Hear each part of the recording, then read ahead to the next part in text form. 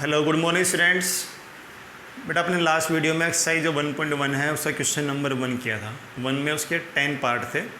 हमें ये बताना था कि सेट्स क्या होते हैं, सेट्स के बारे में हमें वहाँ बताया था इसमें कौन सा वेल डिफाइंड सेट है कौन सा नहीं है। ठीक है, क्वेश्चन नंबर जो 2 है आपका, क्वेश्चन नंबर 2 देखिए, अपनी बुक खोल लीजिए और उसको क्वेश्चन को रीड करिए। क्या लिखा, मान लीजिए ए इक्वल टू, एक हमें सेट ए गिवन है, तो सेट ए क्या गिवन है उसके अंदर 1 2 3 4 5 एंड 6। इसमें 6 एलिमेंट है 1 से लेकर 6 तक के। ठीक है, रिक्त स्थानों में उपयुक्त जो साइन है आपका वो भरना है हमें। हमारे पास 2 साइन दे रखे हैं ऐसे। ये साइन किसका होता है, बिलोंग्स टू साइन होता है ना। क्या मतलब इस साइन का, मैंने आपको थ्योरेटिकल पार्ट में बताया होगा, नहीं तो दोबारा समझा देता हूँ। अगर ये आपका सेट है 1 2 3 4 5 6, तो जो सेट ए है इसके एलिमेंट कौन कौन है, इसका एलिमेंट तो 1 है, एक 2 है, 3 है, 4 है, 5 है, 6 है। तो 6 जो एलिमेंट है वो बिलोंग्स कर रहा है सेट ए में। इसका क्या मीनिंग है, बिलोंग्स टू। हिंदी में बोलते हैं विद्यमान है। हिंदी में क्या बोलते हैं विद्यमान है। तो देखो, अगर ये एलिमेंट 6 इसमें सेट ए में, तो ये बिलोंग कर रहे हैं इसके अंदर, तो element 6 belongs to set A. अगर मैं आपसे कहूँ भाई एलिमेंट 8 बिलोंग्स टू ए, क्या ये ए में बिलोंग कर रहा है, तो आप कहेंगे सर बिलोंग कर ही नहीं रहे, 8 तो इसमें है ही नहीं, तो ये डज नॉट बिलोंग्स टू आ जाएगा। 9 does not belongs to set A. ठीक है, जो जो एलिमेंट बिलोंग करेंगे उसके लिए ये साइन आ जाएगा, जो बिलोंग नहीं करेगा उसके लिए does not belongs to sign आ जाएगा। ओके, तो ये हमें साइन इसमें भरने हैं। मेरे पास 4 के 6 ऑप्शन दे रखे हैं ऐसे। देखो भाई कौन कौन सा, पहला ऑप्शन केस का है, तो दोनों जो साइन आपके बिलोंग्स टू और डज नॉट बिलोंग्स टू को रिप्रेजेंट करते हैं। जैसे लिखा 5, फिर यहाँ पर खाली स्थान है ए, तो ये आपका एलिमेंट है 5। क्या एलिमेंट, एलिमेंट ही बिलोंग करेगा भाई, है ना। तो 5 एलिमेंट इसमें है ए में, तो ये बिलोंग्स टू आ जाएगा यहाँ तो। ये फर्स्ट पार्ट हो गया आपका। सेकंड पार्ट में क्या है, 8, क्या 8 इसमें बिलोंग कर रहा है सेट ए में, नहीं कर रहा, तो डज नॉट बिलोंग्स टू। फिर लिखा हुआ थर्ड पार्ट 0, क्या 0 बिलोंग कर रहा है, नहीं कर रहा। फोर्थ पार्ट में लिखा 4, क्या कर रहा है भाई, ये कर रहा है, 4 है इसमें सेट ए में। फिफ्थ पार्ट में क्या लिखा हुआ है 2, तो 2 बिलोंग कर रहा है सेट ए में, कर रहा है, तो बिलोंग्स टू साइन आ जाएगा। और सिक्स्थ पार्ट 10, तो क्या 10 बिलोंग कर रहा है ए में, नहीं कर रहा भाई, डज नॉट बिलोंग्स टू। ठीक है, तो ये आपका क्वेश्चन नंबर क्या हो गया, 2 हो गया। ओके, क्वेश्चन नंबर 3 देखिए, निम्नलिखित समुच्चयों को रोस्टर रूप में लिखिए। हमें क्या लिखना है, सेट्स हमें गिवन है। सेट को आप 2 टाइप से रिप्रेजेंट कर सकते हैं, रोस्टर फॉर्म और सेट बिल्डर फॉर्म। एक तो रोस्टर रूप और समुच्चय निर्माण रूप। समुच्चय को, सेट को आप 2 तरीके से लिख सकते हैं। एक तो ये वाली फॉर्म है, ये कौन सी फॉर्म है, ये तो रोस्टर फॉर्म है। कौन सी फॉर्म है, रोस्टर फॉर्म। और एक सेट बिल्डर फॉर्म, समुच्चय निर्माण रूप, उसमें लिखते हैं। तो हमें यहाँ पर समुच्चय निर्माण रूप दे रखे हैं और उनको रोस्टर फॉर्म में हमें लिखना है। तो क्वेश्चन नंबर 3 का फर्स्ट पार्ट देखिए। क्वेश्चन नंबर आपका कौन सा है, 3, इसका फर्स्ट पार्ट क्या लिखा हुआ है, ए इक्वल टू एक्स। एक्स एक पूर्णांक है, एक्स इज ए इंटीजर, पूर्णांक है, और x less than 7 greater than -3।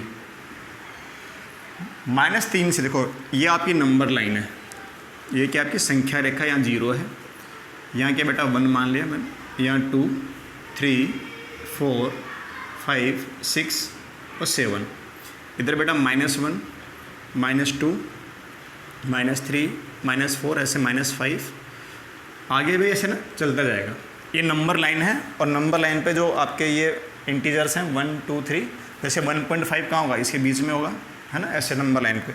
Number line सभी रियल नंबर्स को रिप्रेजेंट कर रही होती है सभी नंबर्स को रिप्रेजेंट करती है। तो कहीं -3 से लेकर 7 तक, -3 से लेकर कहाँ तक 7, और लेस देन -3, इसमें ग्रेटर देन -3, इस पर इक्वल टू साइन नहीं है। अगर इक्वल टू साइन तो -3 भी इंक्लूड होता है यहाँ पर, ठीक है, -3 इंक्लूड नहीं है। तो -3 से 7 के बीच में, तो बीच में तो बेटा कौन कौन से एलिमेंट हैं आपके, ये -2 आएगा, -1, 0, 1, 2, 3, 4, 5 एंड 6। -3 से लेकर 7 तक के बीच में जो इंटीजर है वो ये वाले। अगर यहाँ इक्वल टू साइन भी होते दोनों जगह पे, तो यहाँ -3 भी आता फिर, और इधर 7 भी आता फिर। लेकिन फ़िलहाल यहाँ पर इक्वल टू साइन नहीं है, तो -3 और 7 को हमें नहीं इंक्लूड करना है, उनको शामिल नहीं करना है, ठीक है। पहला समझ में आया। ये आपका सेट बिल्डर फॉर्म है, समुच्चय निर्माण रूप है, और ये उसका रोस्टर फॉर्म है, ठीक है। रोस्टर हिंदी में भी रोस्टर को रोस्टर फॉर्म ही बोलते हैं, इंग्लिश में भी, ठीक है। और समुच्चय निर्माण रूप जो है उसको इंग्लिश में बोलते हैं set builder form. Second part देखिए इसका, तो इसका पहले का आंसर हो जाएगा -2, -1, 0, 1, 2, 3, 4, 5, 6, ओके। ये वाले इंटीजर्स होंगे। सेकंड फॉर्म में जो क्वेश्चन लिखा हुआ है इसका, b = हमें लिखा हुआ x संख्या 6 से कम प्राकृत संख्या है। x is less than 6 natural number, x is a natural number और लेस देन 6। 6 से छोटा नेचुरल नंबर कौन कौन होंगे भाई, 6 से छोटे नेचुरल नंबर। अब नेचुरल नंबर 1 से स्टार्ट होता है आपके, 1, 2, 3, 4, 5, 6 से छोटे बोले 6 इंक्लूड नहीं करना है, 6 को हमें शामिल नहीं करना है। 6 से छोटे नेचुरल नंबर्स, 6 से छोटी प्राकृत संख्याएँ 1, 2, 3, 4 एंड 5, ओके। ये आपके नेचुरल नंबर्स हो गए, तो ये आपका इसका आंसर हो गया। ऐसे सी वाला पार्ट देखिए, क्या लिखा हुआ है सी वाले पार्ट में। क्वेश्चन को पढ़िए ना, अगर खुद करिए, अब वीडियो को रोक के एक बार खुद करने की कोशिश किया करो क्वेश्चंस को, फिर सॉल्यूशन देखा करो भाई। लिखा हुआ c = x, और फिर लिखा हुआ x 2 अंकों की ऐसी प्राकृत संख्या है जिसके अंकों का योगफल 8 है। x ऐसी 2 अंकों की संख्या है जिसके अंकों का योगफल कितना है, 8 है। x is a 2 digit number and the sum of digits is 8। तो देखो बेटा, और प्राकृत संख्या होनी चाहिए। तो मान लो मैं x 2 अंकों की ऐसी संख्या, तो भाई क्या क्या हो सकती है, एक तो 8 + 0, या सॉरी 1 + 7, 17, 1 + 7 क्या बन जाएगा, 70 बन जाएगा, सॉरी 8 बन जाएगा। या 71, 7 + 1, ये भी क्या बन जाएगा, 8 बन जाएगा। या 26, तो 2 + 6, तो ये भी 8 बन जाएगा। 62, तो 6 + 2, ये भी 8 बन जाएगा। ऐसे 35, तो 3 + 5, ये भी 8 बनेगा। 53, 5 + 3, ये भी क्या बनेगा, 8 बनेगा। ऐसे अगर 44, 4 + 4, ये भी क्या बनेगा, 8 बनेगा। अच्छा, एक तो 8 0 और 0 8 नहीं लेंगे, क्योंकि जो 0 है ना वो नेचुरल नंबर नहीं है। जो आपके नंबर्स हैं वो भी क्या होने चाहिए, जो डिजिट्स हैं वो भी नेचुरल होनी चाहिए, ठीक है। तो ये वाले शामिल नहीं करेंगे।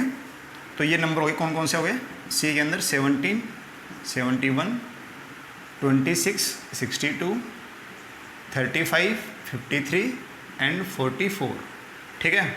नंबर्स को आप सेट के अंदर नंबर्स को आप कहीं भी लिख दो, ठीक है, ओके। ऐसे आपका डी वाला पार्ट है। देखो डी वाले पार्ट क्या है, x एक अभाज्य संख्या है जो संख्या 60 की भाजक है। x एक अभाज्य संख्या है, x is A prime number और संख्या 60 की भाजक। 60 के फैक्टर कौन कौन से होंगे भाई, देखो 60 के फैक्टर कौन कौन से होते हैं, 2 होगा, 3 होगा, 4, 5, 6। देखो मैं बता देता हूँ कैसे करेंगे फैक्टर्स। तो 2 इंटू 30, तो 2 आपका फैक्टर है। 3 into 20, 4 into 15, 5 into 12 and 6 into 10 and 7 तो होगा नहीं बेटा, 8 भी नहीं होगा, 9 भी नहीं होगा, 10 इंटू 6 वो तो एक ही बात है।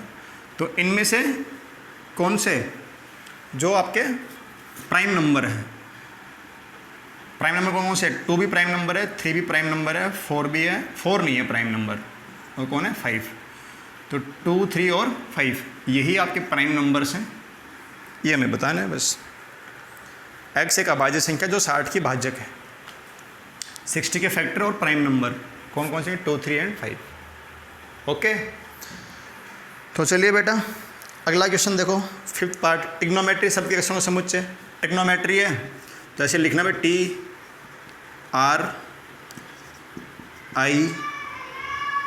GON। अच्छा, दोबारा इनको लिखना नहीं है आपको, बस एक बार अगर O एक बार आ गया दोबारा उसको हमें लिखना नहीं है, इनके बीच में कॉमा आ जाएगा ऐसे, तो लिख लेना आप लोग। ऐसे ही बैटर शब्द के अक्षरों के समुच्चय, तो बैटर में डबल T और डबल E आ रहा है तो उनको लिखना बस ऐसे ही है। देखो BETTER, इनको कैसे होगा, सेट कैसे होगा इसका? तो B एक E लेना है, एक T लेना है, एक R लेना है, बस ये आपका हो गया। ठीक है, तो दोनों पार्ट आप लोग करना, कोई समस्या आए तो डाउट क्लास में पूछ लेना मेरे से। तो क्वेश्चन नंबर 2 एंड 3 हो गया इस वीडियो में आपके लिए। नेक्स्ट वीडियो में क्वेश्चन नंबर 4 एंड 5, ठीक है, 6। ओके बेटा, थैंक यू।